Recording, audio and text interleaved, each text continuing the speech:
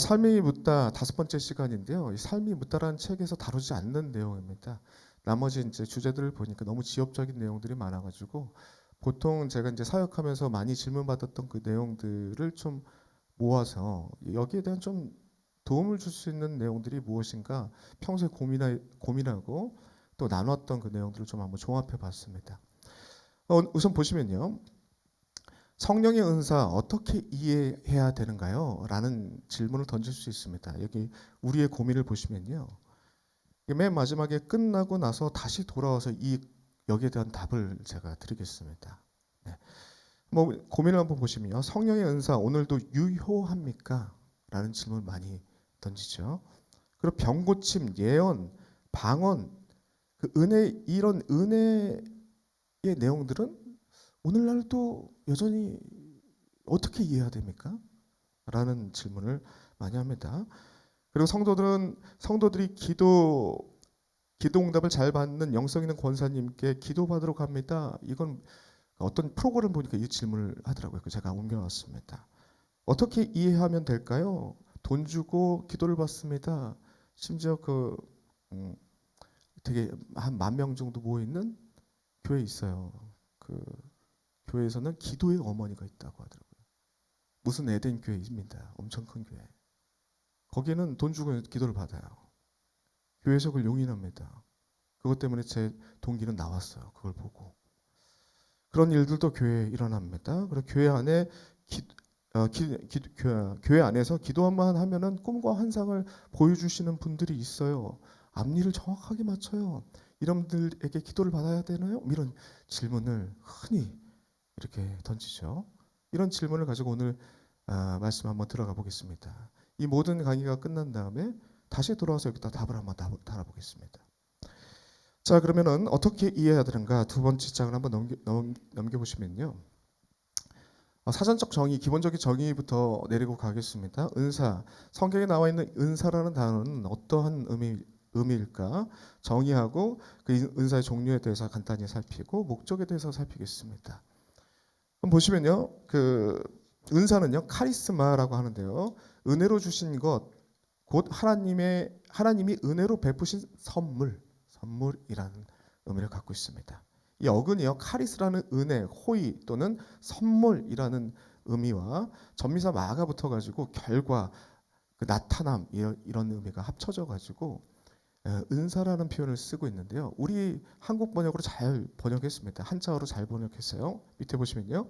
임금이 은혜 은자와 줄사자를 쓰거든요. 은혜 은자와 줄사자를 써가지고 임금이 은혜로서 신하에게 물건을 내려주던 일을 얘기를 할 때 은사라고 표현합니다.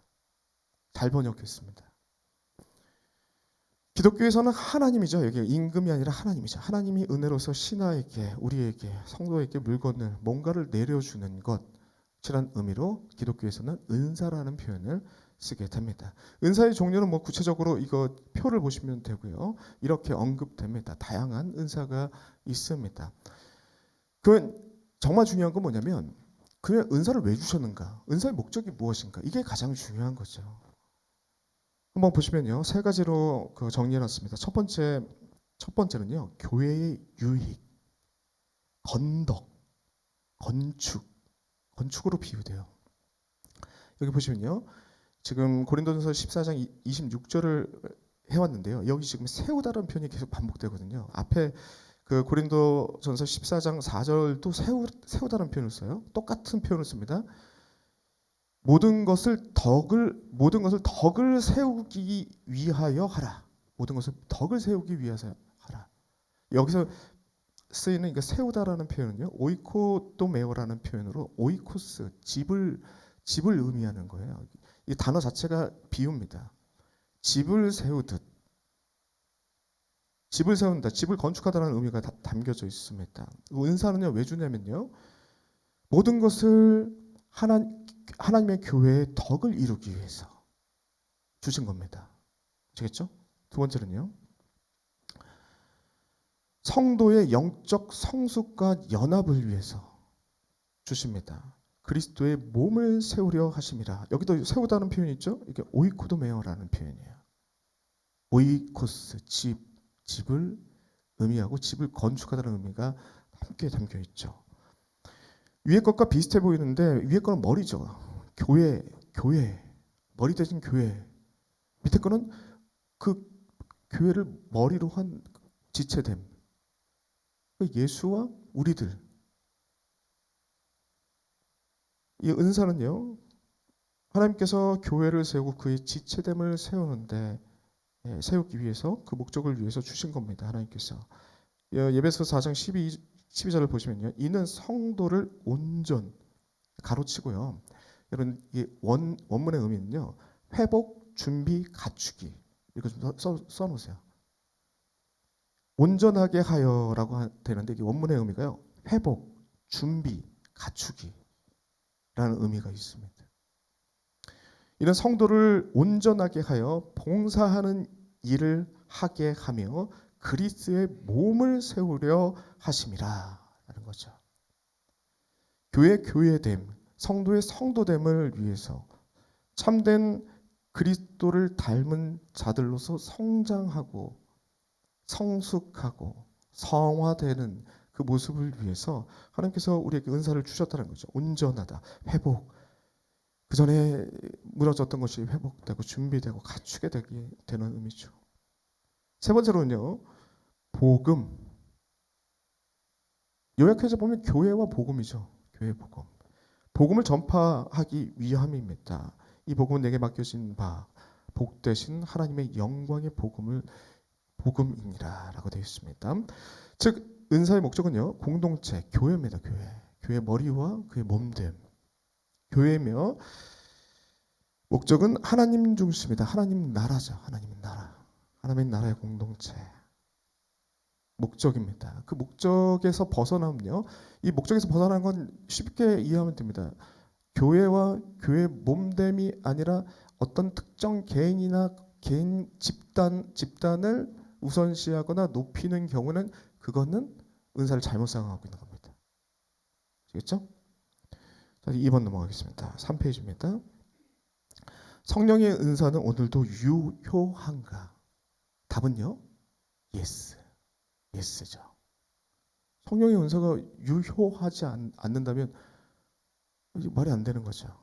근데 문제는 뭐냐면요. 이 지금 다루게 되는 지속론이 뭐냐면 초대교회 때부터 지금까지 초대교회 때 우리가 사도행전을 통해서 읽었던 그 모든 기적적인 것들, 예언, 특히나 뭐 이런 계시 이런 것들까지도 오늘날도 유효하다. 지속적으로 유효하다라고 주장하는 것이 지속론입니다. 그리고 반대로 아니다. 초대교회는 일시적인 현상으로서 교회를 세우기 위한 하나님의 특별한 은혜의 방편이다라고 하면서 은사 중지론을 얘기합니다. 그리고 이건 되게 조심스러운데요. 나중에 왜 조심스러운지 제가 쭉 차근히 설명하겠습니다. 그리고 밑에 은사 중지론과 신중론은요. 우리 입장입니다. 우리 입장이에요. 둘 다 우리 입장입니다. 최근까지 이 은사 신중론을 신중하게 지속적으로 봐야 된다. 이 노론을 얘기하면 교회에서 너 이단이구나 이렇게 취급받았어요. 근데 요즘에는 좀 많이 달라졌습니다. 이 두 가지가 우리 입장입니다. 우선 은사 중지론을 바탕으로 한번 살펴보고요.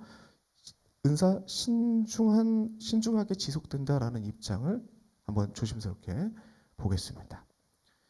자, 먼저요. 은사 지속론.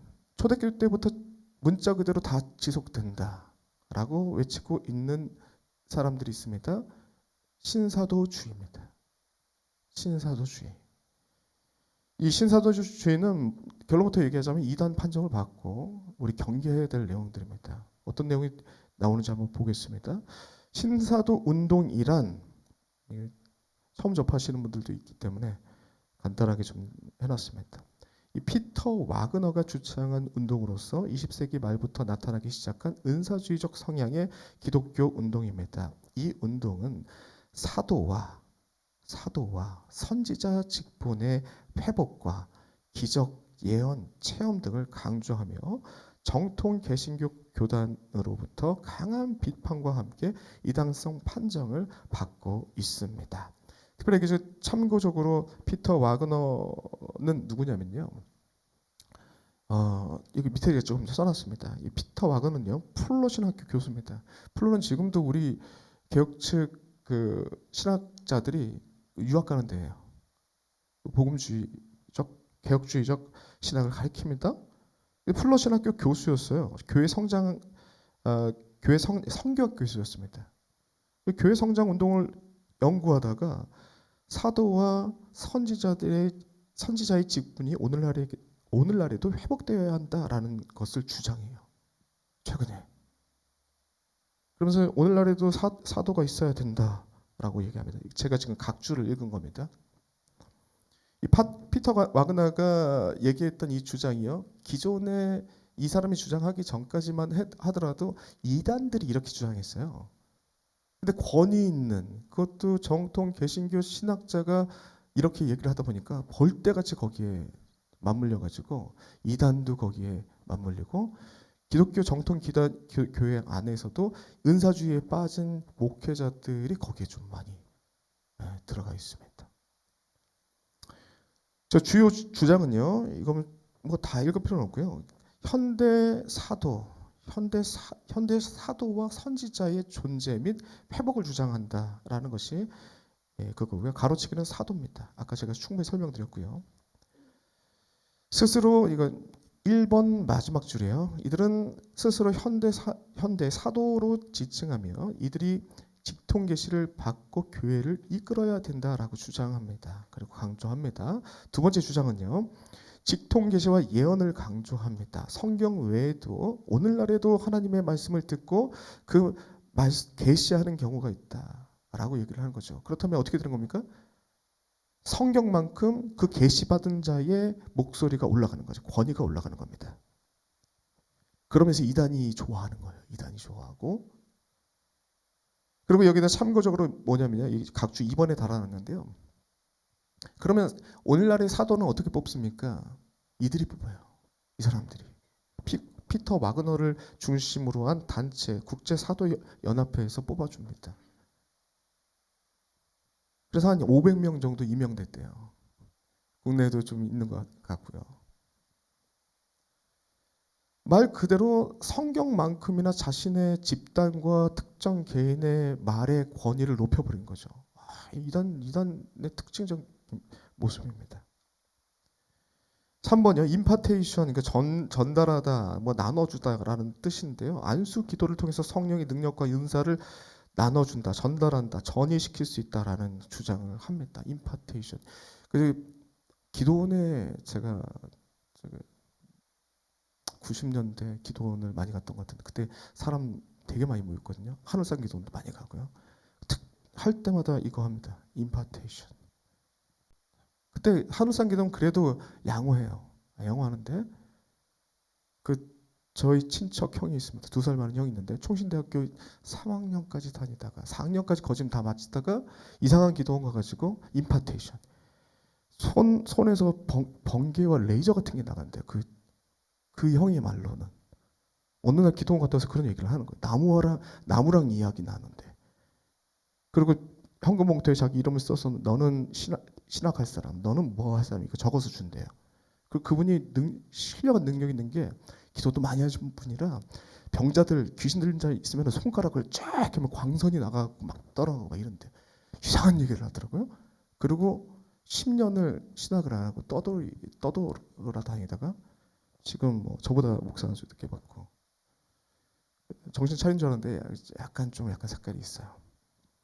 아무튼 임파테이션이 그런 특징을 갖고 있습니다. 지금도 여전히 이런 신사도주의자들의 영상을 한번 보면요, 안수기도, 안찰기도, 막 사람 넘어뜨리고 막 이런 것들을 많이 하죠.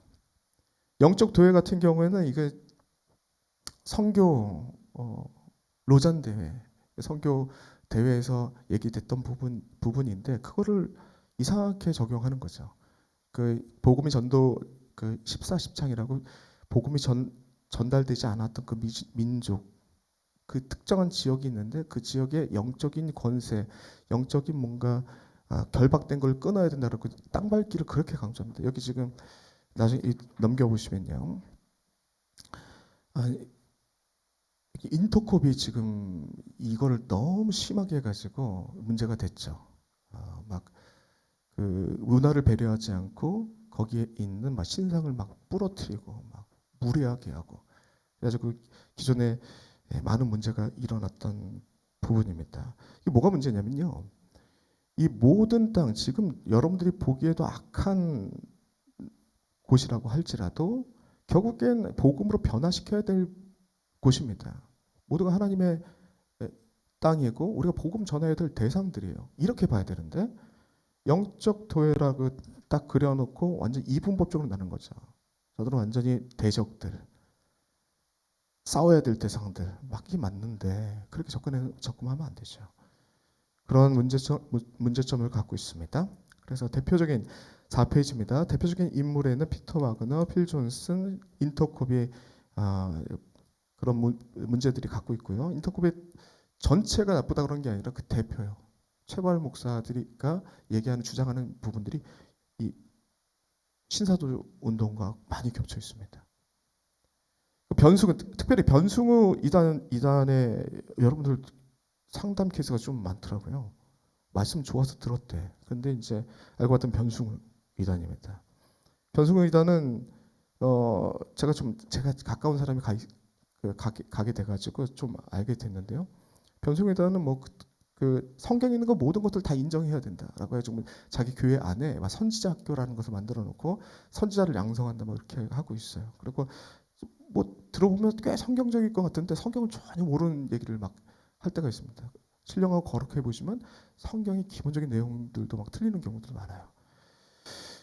여기에 이 대표적인 케이스가 이 신사도주의자들 빠져 있습니다. 그래서 이단 경계로서 대한예수교 장로교회, 예장, 합동, 고신, 통합 등 할 것 없이 이 교단들이 신사도 운동에 참여 금지, 교류 금지, 이단성 있음, 이단임이라고 이렇게 경계하고 있습니다. 그러면 이들의 그 경계해야 될 세 가지는 무엇이냐 이겁니다. 첫 번째, 성경의 최종 권위를 훼손합니다.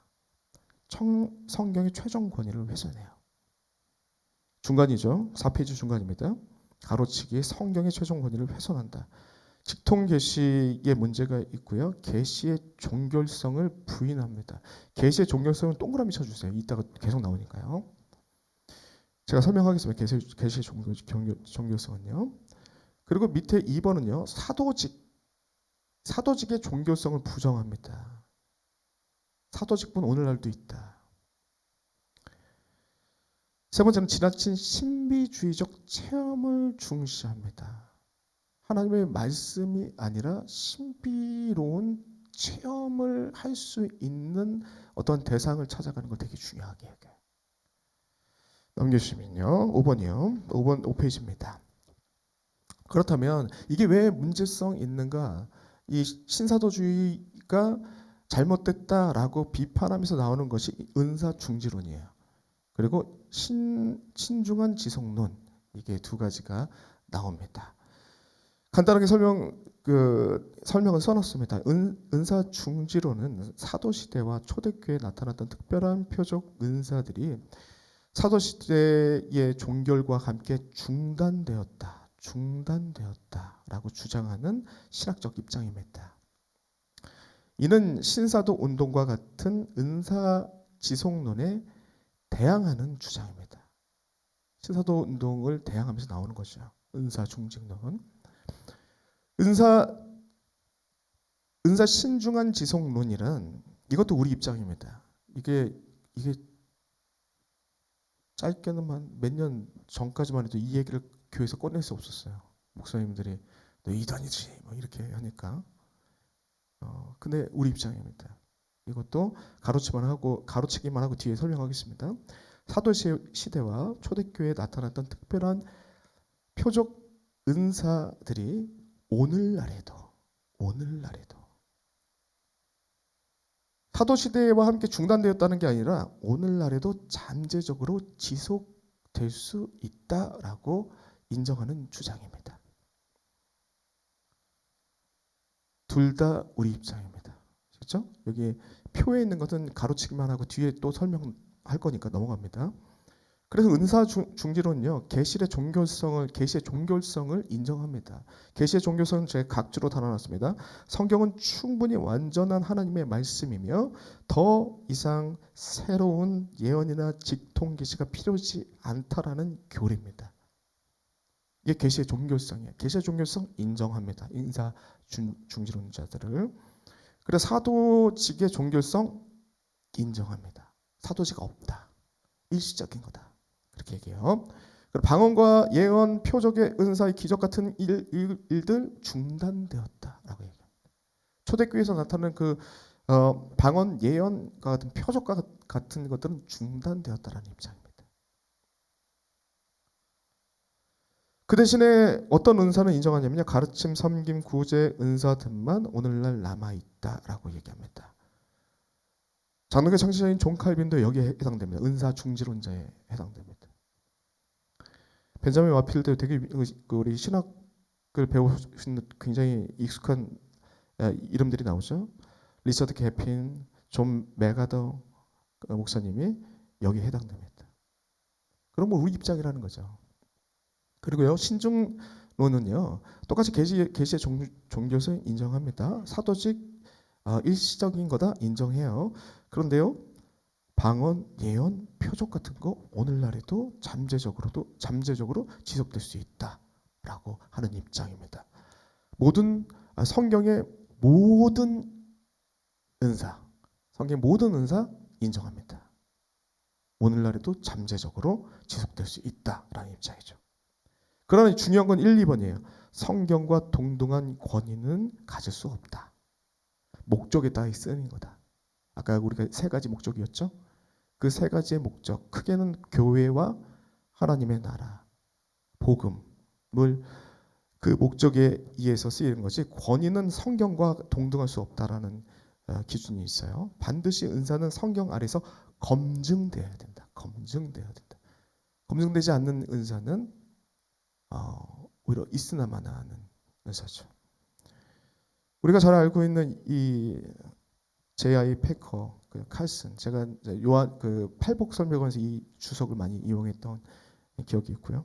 존 파이퍼 목사님 되게 유명하죠. 지금도 활발하게 활동하고 있고요. 웨인 그루뎀, 샘 스토턴 톰스가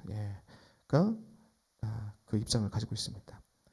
자, 그렇다면 이런 우리가 두 가지 입장이 우리 입장이고요. 그리고 은사가 지속된다라는 입장을 이건 아니다라고 하는 입장이, 아까 전에 제가 설명드렸던 성경의 최종 권위를 훼손시키기 때문에 이거는 받아들일 수 없다라고 얘기하는 거죠. 왜 그러냐? 이게 성경적 이유가 있습니다. 먼저 성경적 근거는요, 성경에서 그렇게 얘기해요. 계시는 종결되었다라고 성경은 그렇게 얘기합니다. 히브리서 1장 1절부터 2절의 내용을 보시면요, 옛적에 선지자들을 통하여 여러 부분과 여러 모양으로 우리 조상들에게 말씀하신 하나님이 이 모든 마지막에는 아들을 통하여, 이 모든 마지막 날은 언제입니까? 예수님의 초림이죠. 초림. 예수님의 오심을 통해서 구약부터 예언됐던 그 모든 내용들이, 구원에 관한 모든 내용들이 우리에게 온전하게 주어졌다. 계시의 종교성을 얘기하고 있는 거죠. 두 번째는 유다서 1장 3절 말씀인데요. 사랑하는 자들아, 우리가 일반적으로나 받은 구원에 관하여 내가 너희에게 편지하려는 생각이 간절하던 차에, 라고 여기 보면은 구원에다 좀 동그라미 쳐주세요. 구원에 관련된 얘기를 하고 있습니다. 그 뒤를 넘겨 보시면요, 성도에게 단번에 주신 믿음의 도를 위하여, 도입니다. 도. 믿음의 도를 위하여 힘써 싸우라라고 하면서 구원에 관한 믿음의 도, 무슨 의미입니까? 다른 구원은 없다, 완결되었다, 이에 대한 부분을 얘기하고 있는 거죠. 계시는 종결된 겁니다. 다른 구원은 없습니다. 종결된 거죠.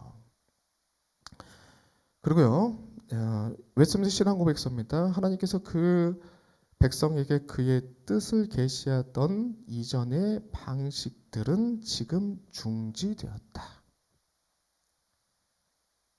하나님의 뜻을 계시하던, 계시의 종결성에 대해서 얘기하죠.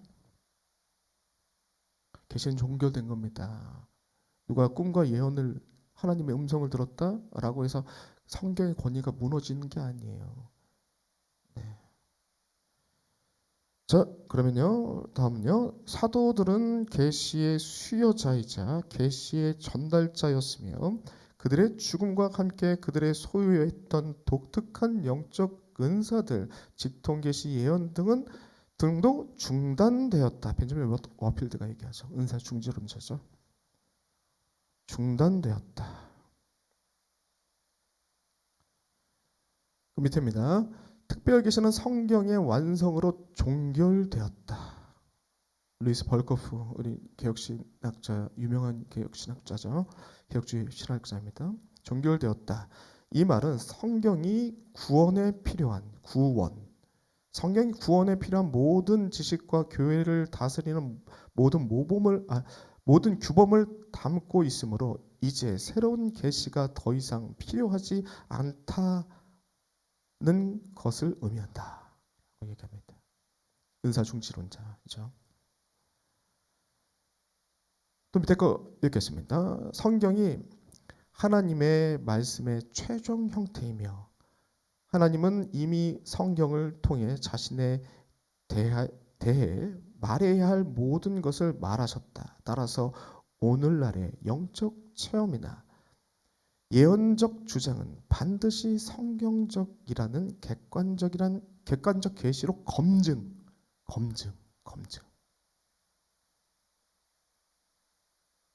이건 신중한 지성론자론의 입장이죠. 검증되어야 된다라고 얘기합니다. 네, 그렇게 한번 봤고요. 그리고 신사도들이 신사도 운동을 하고 있는 이단 집단들이 사도의 종교성을 부정하잖아요. 근데 사도직은 종결됐습니다. 성경 말씀 한번 보면요. 고린도서 9장 1절부터 2절까지의 말씀입니다. 이건 좀 같이 한번 읽어볼까요?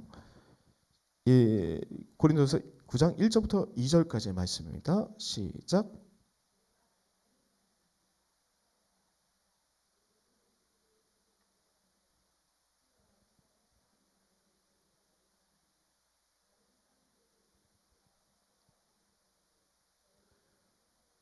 예, 바울이 자신의 사도의 권위를 변호하기 위해서 이런 말씀을 하고 있죠. 여기는 내가는 바울이죠. 바울이 자유인이 아니냐, 사도가 아니냐, 사도라는 거죠. 그러면서 사도의 기준을 얘기하죠. 예수 우리 주를 보지 못하였느냐, 봤다라는 얘기하는 겁니다. 사도는요, 예수 그리스도를 본 자들을 얘기합니다. 그 얘기를 하고 있습니다. 그래서 밑에 보시면요, 가로치기는 사도는 부활하신 예수 그리스도를 직접 목격한 자여야 합니다. 그런데 오늘날 사도 직분을 500명, 사도와 선지자를 500명을 임명했는데 사도를 기준으로 볼 때는 예수님을 직접 목격한 자가 아니잖아요. 그들은. 밑에 한번 보겠습니다. 에베소서 2장 20절입니다. 너희는 다시 한번 읽겠습니다. 시작. 너희는 사도들과 선지자들의 터 위에 세움을 입은 자라. 그리스도 예수께서 친히 모퉁이, 네, 여기서 예수님께서 모퉁이 되셨다는 것과 사도와 선지자들이 터 위에 교회를 세웠다. 일시적인 걸 얘기를 하는 겁니다. 예수께서도 이 십자가에 못 박힌 거 단회적인 거잖아요. 단회적인 사건을 통해서 구원을 이루신 것처럼 교회에 대한 설명을 할 때 예수님의 사역과 사도와 선지자들의 사역 터 위에 교회가 세웠다. 일시적인 얘기를 하는 겁니다. 일시적인. 그 당시에 이 교회를 세우기 위한 하나님의 방편으로 이거를 일시적으로 사용하고 있다는 거죠. 사도직은 교회의 기초를 놓는 일시적 직분이었다라는 것을 성경은 밝히고 있습니다. 기독교 교리 개론을 쓴 이순구 교수님은 같은 얘기를 하죠. 사도직은 교회의 기초를 놓는 직분이었으므로 그 기초가 놓인 후에 더 이상 사도들이 필요하지 않았다라는 겁니다. 같은 내용입니다. 여기 지금 리차드 개핀도 같은 얘기를 하고 있고요. 존 메가더도 같은 얘기를 하고 있는 겁니다. 아까 전에 사도의 근거에 대해서 얘기를 하는 거고요. 3번 한번 보겠습니다. 7페이지 3번이요. 지나친 신비주의에 빠지는 그 문제가 있는데 이게 심각한 문제가 될 수 있다라고 지적하는 겁니다. 우리가 기적, 예언, 치유, 임파테이션 같은 주관적 지극히 주관적입니다. 개인적이고 주관적입니다. 어떤 기준이 없어요. 기도 많이 하는 사람, 권위 있어 보이는 사람이 그 기준이 되는 거예요. 주관적 인사 체험을 신앙의 기준으로 두어 말씀 중심의 신앙과 인격 및 생활의 변화를 위한 사역에 소홀히 한다라는 비판이 있습니다. 하나님의 말씀이 아닌 어떤 특정 개인과 특정 단체가 기준이 되어서 사도를 임명하고 거기서 나오는 말이 성경의 권위만큼 올라가 버리면 성경이 기준이 아니라 그 사람들의 말이 또한 기준이 되어버리는 거죠.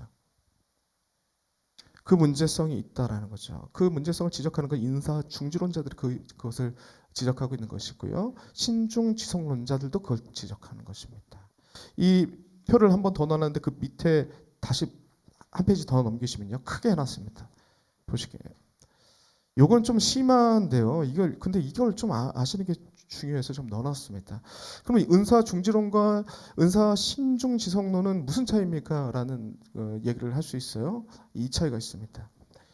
우리가 최근에 우리 교단 목사님들이 은사 중지론에 해당됐습니다. 지금도 대부분의 많은 목사님이 은사 중지론 을 주장하십니다. 그 근거가 뭐냐면 고린도전서 13장 8절 말씀이야. 같이 한번 읽어볼까요? 시작.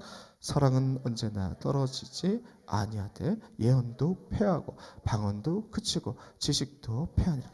그러므로 그 당시 예언 패했지, 방언 그쳤지, 지식도 패했잖아. 그러므로 은사 중지론이 맞다라고 주장하는 근거 구절 중에 하나예요. 맞죠? 그래서 계시의 종교성을 인정하고요. 사도직의 종교성을 인정합니다.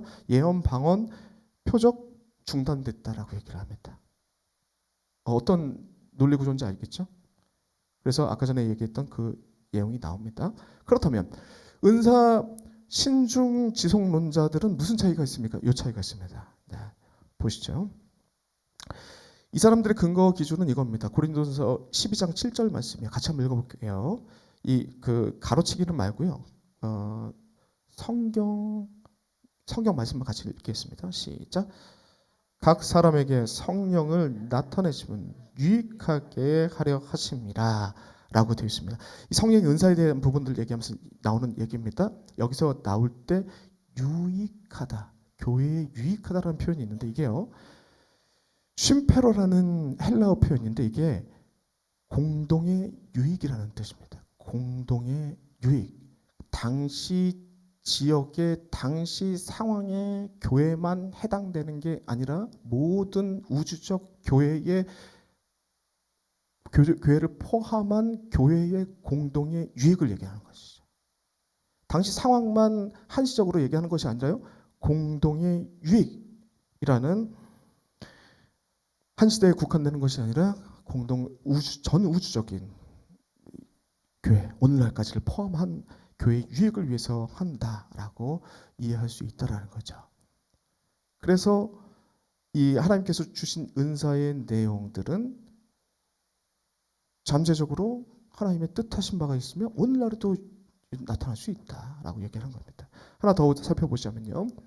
은사 중지론자들이 고린도전서 13장 8절에 말씀을 했죠. 그 말씀 뒤로 이어지는 말씀이 9절과 10절의 내용을 좀 담아놨습니다. 신중론자는 이렇게 얘기해요. 이거 9절과 10절 한번 다 같이 한번 읽어보겠습니다. 시작.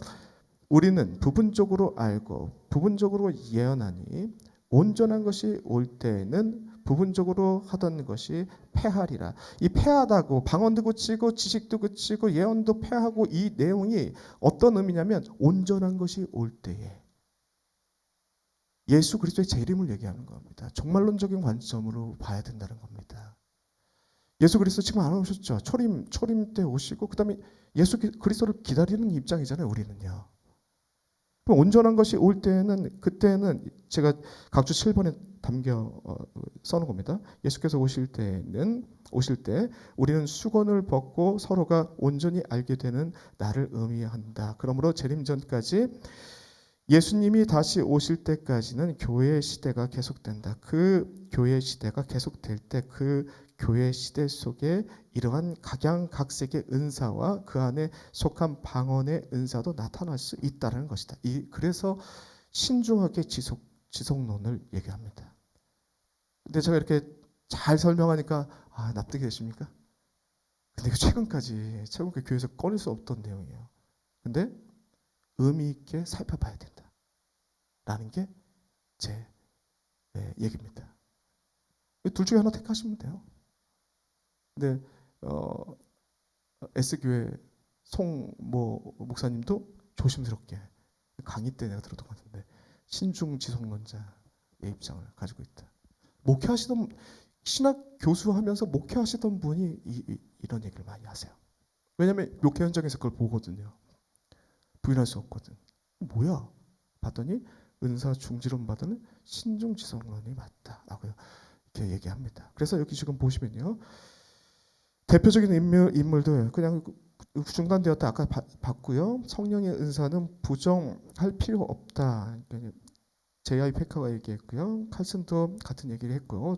존 파이퍼 목사는 목회자이자 또 교수 역할도 했고 웨인 그루벤도 마찬가지고 그 같은 내용을 얘기하고 있는 것입니다. 나는 은사 중지론자가 아니다. 존 파이퍼가 그렇게 얘기하죠. 나는 성령의 은사가 오늘날에도 교회를 세우기 위하여 주어진다고 믿는다. 라고 하면서 자기가 목회 현장에서 경험했던 내용들을 또 인터뷰로 많이 이렇게 해놨어요. 나중에 시간 되시는 분들 찾아보시면 좋을 것 같습니다. 네, 마지막입니다. 은사, 그렇다면 어떻게 사용해야 되는가? 은사의 원리 좀 한번 살펴볼까요? 우리 목적에 따라서 어떻게 사용되는, 목적은 아까 다뤘습니다. 교회와 복음을 위해서. 그리고 성경의 권위를 넘어설 수 없다라는 거죠. 성경으로 검증되어야 된다라는 거고요. 은사의 사용 원리, 이거 가르치기만 하면 끝납니다. 1번이요. 사랑이 최우선 돼야 된다. 이 원리입니다. 은사가 아무리 뛰어나도 사랑이 없으면 아무것도 아닙니다. 성경 말씀이죠.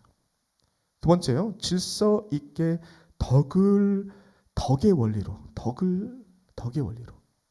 집을 세우듯이 모든 공동체가 먼저는 예수 그리스도의 머리 되심을 드러내고 그리고 그 머리를 지체를 이루는 모든 공동체가 함께 덕을 세우는 원리로 나가는 거죠. 자, 3번이요. 예언, 영적 체험은 반드시 검증. 성경으로 검증돼야 됩니다. 4번이요. 혼란과 감정주의, 과도한 개인주의를 경계해야 됩니다. 은사의 다양성과 상호 필요성이 있습니다. 체험이 아니라 하나님의 말씀이 최종 기준이 되어서 판단하고 경계해서 유익함을 받아들여야 되는 것입니다. 자, 그러면요. 앞으로 맨 앞장으로 돌아가시면 됩니다. 그 맨 앞장에 답을 달고 끝내보겠습니다. 성령의 은사는 오늘도 유효한가요? Yes, 네죠. 병고침 그리고 예언, 방언의 은혜는 어떻게 이해해야 됩니까? 라고 했을 때 우리 이미 답을 했습니다. 성경의 권위를 넘어설 수 없고 성경의 검증을 받아야 한다. 이게 답입니다. 성경의 권위를 성경의 권위를 넘어설 수 없고요. 성경의 검증을 받아야 합니다. 어떤 사람이나 특정 단체가 아닙니다. 성경입니다. 그리고 성도들의 기도 응답 잘 받으시는 이 영성 있는 권사님들, 이 권사님에게 기도를 받으러 가야 되나요? 라는 그 질문한 분이 있죠. 그럼 이렇게 저는 답을 하겠습니다. 돈 주고는 하지 마세요. 기도 제목을 나누는 차원에서 기도 부탁을 하십시오. 돈을 요구하거나 그러면 사입입니다. 사입. 교회 안에서 이런 것들이 좀 검증돼야겠죠. 같은 내용이겠는데 교회 안에서 기도하면 꿈과 환상을 통해서 앞니를 맞추는 분이 계세요.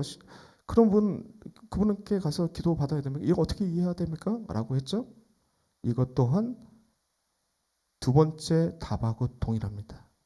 요거는 제가 한 가지 성경 이야기를 하고 끝내겠습니다. 사도행전 21장을 보시면 아가보라는 선지자가 나옵니다. 아가보가 사도 바울이 예루살렘에 가면 잡힐 것을 미리 알고 사도 바울에게 경고해 줍니다. 근데 경고했지만 사도 바울은 알고도 가요. 붙잡힙니다. 그래서 잡히거든요. 그럼 이건 뭘까요? 하나님께서 이렇게 앞날을 보여주시는 것이 있다고 한다면 그거는 기도하라고 하는 겁니다. 그게 어떠한 권위를 갖는 게 아니에요. 그게 권위를 가지려면 사도 바울이 그 말을 들었어야죠. 근데 사도 바울은 그 이야기를 듣고도 하나님의 선하신 뜻을 향해서 알면서도 갑니다. 그러면 이 예언은 어떤 의미가 있을까요? 기도하라고요. 하나님께서 보여주신 거 아니겠습니까? 이렇게 이해할 수 있다고요.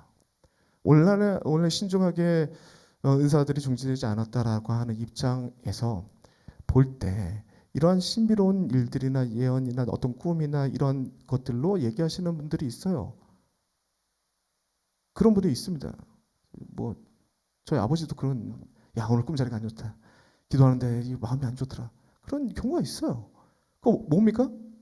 그걸 통해서 어떠한 결정을 내리라는 게 아니라 기도하라는 거예요. 하나님의 뜻을 구하며 가는 거죠. 은사에 대한 부분들 정리해 봤습니다. 이 내용들을 가지고 신앙생활 하면서 은사에 대한 부분들 잘 권면해 주시고 여러분들 잘 이해하셔서 우리 삶을 그래도 신앙생활을 유익하게 풍성하게 만들어 가시는 주의 백성 되시길 간절히 소망합니다.